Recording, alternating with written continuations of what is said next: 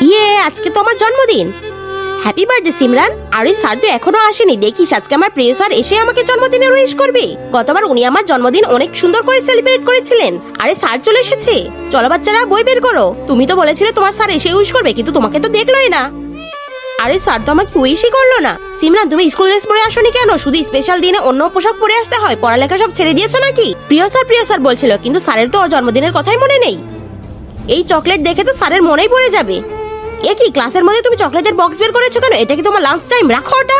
আমি স্যারের জন্য এত বড় চকলেট এনেছি, কিন্তু ওনার তো আমার জন্মদিনের কথাই মনে নেই। চলো বাচ্চারা, গতকাল যে অ্যাসাইনমেন্ট দিয়েছিলাম সেটা বের করো। কিন্তু স্যার আমি তো অ্যাসাইনমেন্ট করি নাই। কি তুমি আজকেও অ্যাসাইনমেন্ট করোনি? কাল থেকে না করলে তোমাকে ক্লাস থেকে বের করে দিব। জন্মদিনে এরকম কথা না শুনে আমি ঘরেই চলে যাব।